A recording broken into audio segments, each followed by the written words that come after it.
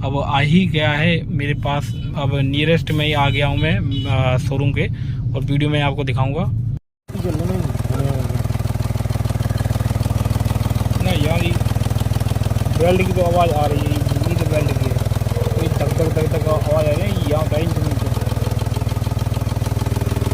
को कोई बता रही है।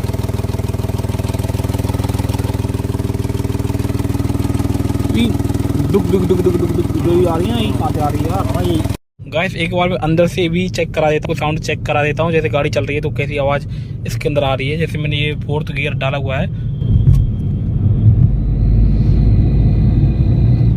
आप देख पा रहे हो कुछ ऐसी साउंड आ रही है इसके अंदर। अगर आपको महसूस हो रहा हो क्या साउंड है, और वीडियो में तो आपने देख ही लिया होगा, छोटी सी वीडियो जो मैंने आपको यहाँ पे दी।